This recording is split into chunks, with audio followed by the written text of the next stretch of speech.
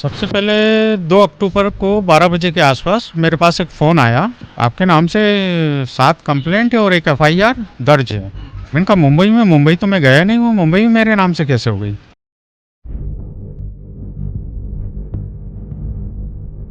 मैं एकदम से घबरा गया। मैंने कहा कि मेरे नाम से मुंबई में कंप्लेंट कैसे हो गई। मुझे सिर्फ एक बात का ये हुआ कि आजकल आधार कार्ड से लोग बाग सिम निकाल कर और इस तरह के फ्रॉड करते हैं, तो मुझे वो एक थोड़ा सा हुआ कि सिम पर ये चीज़ें की जा सकती हैं। मैं उनकी बात को सच मान गया और मैंने कहा कि अब ये सब चीज़ कैसे हो सकती है, अब मैं क्या करूं। तो इसमें आरबीआई उसको इन्वेस्टिगेट करेगी और इन्वेस्टिगेशन में नरेश गोयल नाम का जो केस है उसके हाथों से मिलान करेगी। अगर उसमें आपने कोई भी ट्रांजेक्शन किया है, दिया है, जो भी है, अगर उससे रिलेटेड कुछ मिलता है तो आपको सज़ा होगी, नहीं तो ये जो पैसा है आपका वापस कर दिया जाएगा।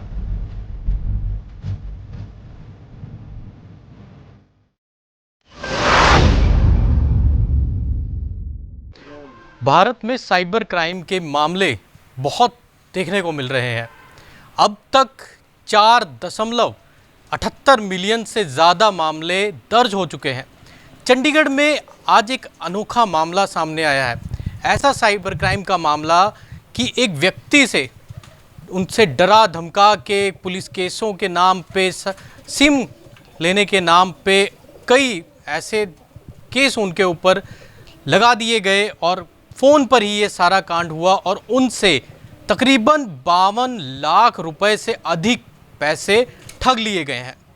हमारे साथ हरिनाथ सिंह जी हैं, इनके साथ ये पूरा मामला हुआ है। सर, मैं पूरा का पूरा मामला शुरू कब हुआ था ये वहाँ से जानना चाहूँगा। सबसे पहले 2 अक्टूबर को 12 बजे के आसपास मेरे पास एक फ़ोन आया। तो फ़ोन पर कोई लेडीज़ महिला बोल रही थी, लड़की, उसने कहा कि हम टेलीकॉम डिपार्टमेंट से बोल रहे हैं और आपका मोबाइल जो है 2 घंटे में बंद हो जाएगा। मैंने कहा मेरा मोबाइल 2 घंटे में क्यों बंद हो जाएगा। उन्होंने कहा नहीं, इसमें हमें ऑर्डर है ऊपर से और आपके ऊपर जो है मुंबई में आपके नाम से 7 कंप्लेंट है और एक एफआईआर दर्ज है। मैंने कहा मुंबई तो मैं गया नहीं हूँ, मुंबई में मेरे नाम से कैसे हो गई। उन्होंने कहा कि नहीं, 30 अगस्त को आपके नाम से एक सिम इशू हुआ है आपके आधार कार्ड पर और उस सिम से फ्रॉड किए गए हैं। अब ये आपके नाम से सिम इशू हुआ है तो रिपोर्ट भी जो है कंप्लेंट आपके नाम से ही है। मैं एकदम से घबरा गया। मैंने कहा कि मेरे नाम से मुंबई में कंप्लेंट कैसे हुई। मुझे सिर्फ एक बात का ये हुआ कि आजकल आधार कार्ड से लोग बाग सिम निकाल कर और इस तरह के फ्रॉड करते हैं, तो मुझे वो एक थोड़ा सा हुआ कि सिम पर ये चीज़ें की जा सकती हैं। मैं उनकी बात को सच मान गया और मैंने कहा कि अब ये सब चीज़ कैसे हो सकती है, अब मैं क्या करूं। थोड़ी देर उनसे ऐसे ही बात हुई मेरी, फिर उन्होंने कहा कि नहीं, इसके लिए तो आपको मुंबई पुलिस से बात करनी पड़ेगी। मैंने कहा मुंबई पुलिस। अब मुंबई पुलिस में तो मैं किसी को जानता नहीं हूँ। 10-15 साल से तो मैं कभी गया हूँ भी हूँ, तो कभी एक आध बार 15 साल पहले गया हूँ, लेकिन वहाँ किसी को मैं नहीं जानता हूँ। तो उन्होंने कहा ठीक है, फिर एक काम करती हूँ, मैं आपको मुंबई पुलिस से फ़ोन मिलाकर दे देती हूँ। अब मैं इतना डर गया, इतना घबरा गया कि मुझे कुछ समझ ही नहीं आया। उन्होंने मुझे मुंबई पुलिस से फ़ोन मिलाकर दे दिया। फिर मुंबई पुलिस से मेरी बात हुई तो उन्होंने कहा कि आपके ऊपर ये कंप्लेंट और एफआईआर दर्ज है, आपके नाम से ही है। तो मैंने कहा भाई कि मैं तो कभी ऐसा वहाँ गया नहीं हूँ, तो फिर कैसे हो गया ये। कहले नहीं, आपके ऊपर जो है आपका जो आधार कार्ड है, उस आधार कार्ड पर जो सिम इशू हुआ है उससे ये फ्रॉड हुए हैं, और अगर आपके आधार कार्ड से हो तो आपका नाम है और आपका नाम है तो रिपोर्ट भी आपके ही नाम से है, तो आपके ऊपर ही केस चलेगा ये। तो फिर उन्होंने कहा रुको ज़रा, एक बार और मैं कंफर्म कर लेता हूँ। फिर उन्होंने कहीं और फ़ोन लगा के फिर मुझे कंफर्म किया। फिर मुझे बोला अरे ये क्या, आपका नाम तो नरेश गोयल फ्रॉड केस में चल रहा है। मैंने कहा नरेश गोयल, ये कौन है। उनका नरेश गोयल केस है जिसमें 600 कुछ करोड़ का घपला हुआ है, ये बहुत बड़ा मनी लॉन्ड्रिंग केस है और इसमें आपका भी नाम आ रहा है, और इसमें तो आपके नाम से भी जो है कनारा बैंक में बैंक अकाउंट खोला गया है और उसमें 6 करोड़ 80 लाख की ट्रांजैक्शन हुई है, जिसमें आपने 68 लाख रुपए कमीशन खाया है। मैंने कहा मेरे नाम से अकाउंट कैसे खुल गया भाई, मैं तो वहाँ गया नहीं, खुल कैसे गया।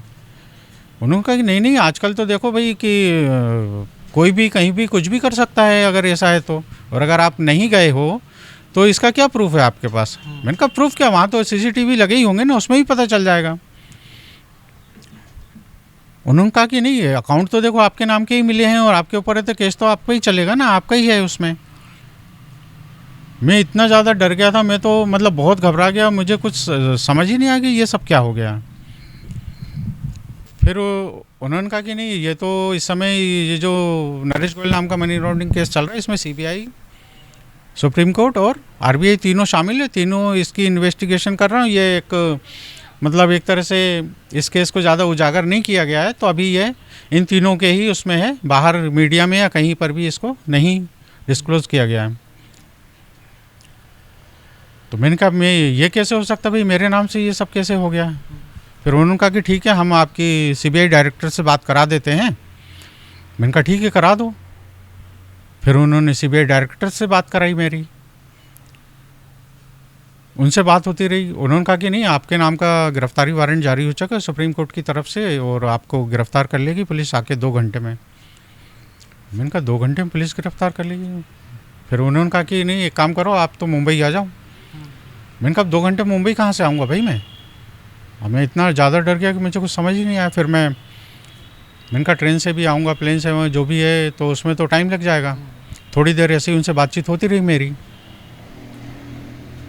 जब बहुत ज़्यादा डर रहा था मैं, फिर उन्होंने कहा कि ठीक है, एक काम करते हैं, हमारे पास दूसरा ऑप्शन भी है कि अगर हम आपको एक दूसरा ऑप्शन दे रहे हैं, अगर आप पूरी तरह से हमें कोऑपरेट करें तो हम आपको चांस दे सकते हैं कि आप एक काम करो, आप घर पर ही रहो और हमारे साथ वीडियो कॉल पे कनेक्ट रहोगे और पूरे टाइम हम आपको वॉच करेंगे और आप हमें पूरी तरह से कोऑपरेट करो।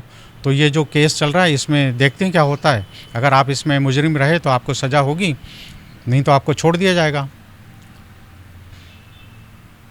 तो मुझे लगा कि अगर पुलिस मुझे आती है, गिरफ़्तार करती है, तो एक तो मेरी बहुत बदनामी हो जाएगी और दूसरा बच्चे भी मेरा आउट ऑफ स्टेशन बाहर पढ़ रहे हैं, मेरी वाइफ हैं, तब उन सब के भविष्य की चिंता मुझे लगी कि उनका भी बाहर पढ़ रहे हैं, किसी को पता चलेगा तो उनको भी पता नहीं वहाँ से रेस्ट्रिकेट कर दें, निकाल दें, क्या कर दें। ये पूरा डर इस तरह से मेरे मन में बैठ गया कि फिर उसके बाद उन्होंने कहा कि कोऑपरेट करोगे, तो मैंने कहा ठीक है, मैं कोऑपरेट करूँगा। तो उन्होंने कहा कि ठीक है, आपका जो भी असेट है, आपका जो भी पैसा है, तो इसमें आरबीआई उसको इन्वेस्टिगेट करेगी और इन्वेस्टिगेशन में नरेश गोयल नाम का जो केस है उसके खातों से मिलान करेगी। अगर उसमें आपने कोई भी ट्रांजैक्शन किया है, लिया है, जो भी है, अगर उससे रिलेटेड कुछ मिलता है तो आपको सज़ा होगी, नहीं तो ये जो पैसा है आपका वापस कर दिया जाएगा। उन्होंने कहा कि ये केस भी ऐसा है कि इसमें ये पूरा कॉन्फिडेंशियल केस है, आप इसको किसी और से नहीं बात कर सकते हैं, ना ही अपनी वाइफ को, ना ही अपने बच्चों को, किसी को नहीं बता सकते हैं। और अगर आप उन्हें ये केस के बारे में बात करते हैं, उन्हें बताते हैं, तो उनको भी 2-2 साल की जेल तुरंत हो जाएगी। अब ये सुनने के बाद मैं और ज़्यादा डर गया कि मेरे बच्चों का भविष्य अभी पढ़ा रहे हैं, क्या करेंगे क्या नहीं करेंगे, मुझे कुछ समझ ही नहीं आया।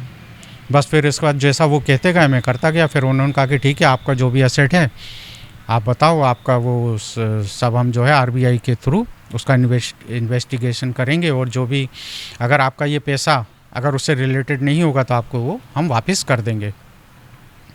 मैंने कहा ठीक है। फिर उस दिन ये बात हुई, फिर पूरे टाइम में मोबाइल पर रहा। फिर 2 अक्टूबर से मोबाइल वीडियो कॉल शुरू हो गई मेरी। फिर 3 तारीख को फिर 10 बजे मीटिंग हुई सीबीआई डायरेक्टर से।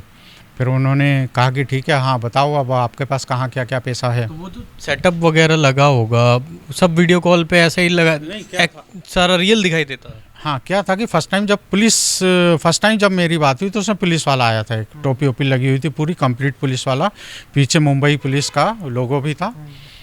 और फिर उसका जब मेरी सीबीआई डायरेक्टर से बात हुई तो वो उन्होंने बैकग्राउंड उनका वीडियो पे नहीं था, सिर्फ मैं वीडियो पे था, बाकी बैकग्राउंड कुछ भी नहीं था। वीडियो उन्होंने अपने यहाँ का हटाया हुआ था। फिर उनका ठीक है, अब बताओ कहाँ क्या क्या पैसा है आपके पास। मैंने कहा कि मेरी 9.5 लाख की एक एफडी है आईसीआईसीआई बैंक में, कुछ पैसे मेरे 30-35 हज़ार बैंक में पड़े हुए हैं। ये 3 तारीख को जब मेरी दोबारा मीटिंग हुई उनसे, फिर उनका ठीक है, एक काम करो आप, अभी आरबीआई ने जो है ये केस ज़्यादा कॉन्फिडेंशियल है, तो इसमें जो है थोड़ा सा कॉन्फिडेंशियल केस है, तो इसमें आरबीआई ने 200 अकाउंट अलग से जारी किए हैं जिससे कि किसी और को शक ना हो, इसलिए हम आपको अकाउंट नंबर देंगे, उसमें आप जो है पैसा ट्रांसफ़र कर देना। मैंने कहा ठीक है। तो 3 तारीख को मेरी बात हुई, तो मैंने बता दिया 9.5 लाख की एफडी है, तो उन्होंने कहा ठीक है एफडी तोड़वा दो। वो आईसीआईसीआई बैंक की एफडी थी, मैंने ऑनलाइन करवाई थी, तो ऑनलाइन ही मैंने वो तोड़वा दी। और अगले दिन जाके मैंने कुछ पैसे मेरे बैंक अकाउंट में पड़े थे, 4 तारीख को जाके मैंने फिर 9,80,000 रुपये उन्होंने जो खाता बताया था उसमें मैसेज में भेजते थे व्हाट्सएप पर, वो मैंने उनको उसमें ट्रांसफ़र कर दिए 9,80,000 रुपये।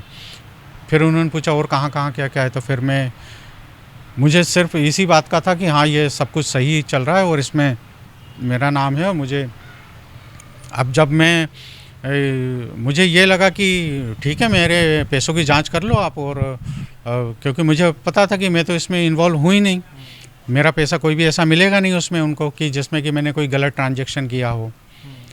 तो उसमें उन्होंने फिर मैं उनको सारे पैसे बताता गया। मैंने कहा मेरा शेयर मार्केट में पैसा लगा, उनका ठीक है वो भी निकाल लो। वो निकाल के ये ऐसे कर कर के मैंने जो पैसे थे मैंने सारे ट्रांसफ़र कर दिए, जितने भी पैसे थे मेरे। उसके बाद फिर उन्होंने बोला कि आपकी पत्नी के पास क्या क्या है, तो पत्नी की भी मैंने एक एफडी करवा रखी थी 5 लाख की। फिर मैंने पत्नी को भी झूठ बोल के, दूसरी बात बोल के उनको, और वो एफडी भी उनसे तोड़वा दी, और वो पैसा भी मैंने सारा ट्रांसफ़र कर दिया। जो जो खाते बताते गए 5-6 ट्रांजैक्शन में उनको ट्रांसफ़र कर दिया मैंने, कुछ मैंने यूपीआई किए थे। फिर जब मेरे करीब 48 लाख रुपए ट्रांसफ़र हो गए, फिर मेरी उनसे बात हुई थी। उन्होंने कहा कि आपके पैसों की जो है इन्वेस्टिगेशन कंप्लीट हो गई है, और इसमें जो है आपका जो पैसा है वो कोई भी आपका गलत ढंग से आपने कोई ट्रांसफ़र नहीं किया है, ना ही नरेश गोयल केस में इसमें कोई शामिल है वो आप, तो आपका जो पैसा वापस मिल जाएगा। मैंने कहा ठीक है, तो फिर वो पैसा वापस कर दो। फिर उन्होंने कहा कि अभी जो आरबीआई ने जो इन्वेस्टिगेशन की है उस पैसे की, उसमें आपको 2 लाख रुपए देने पड़ेंगे। तो मैंने कहा 2 लाख रुपए, मैंने कहा अब 2 लाख रुपए मैं कहाँ से लाऊंगा। फिर उस दिन किसी तरह करके मैंने अपने रिश्तेदारों से इधर उधर से 88,000 रुपये इकट्ठे किए। 88,000 रुपये इकट्ठे करके उनको दिए कि मैंने कहा ये लो। फिर उनका ठीक है। फिर 2 दिन बाद फिर मेरी बात हुई। 2 दिन तक कोई बात नहीं हुई, वीडियो कॉल पे मैं लगातार था 24 आवर्स। 2 दिन बाद फिर मेरी बात हुई। फिर मैंने कहा कि भाई अब क्या है। फिर उन्होंने कहा कि आपकी जो एफआईआर है वो भी रद्द करनी है, उसका भी आपको पैसा देना पड़ेगा, तो उसके भी 1.5 लाख रुपए।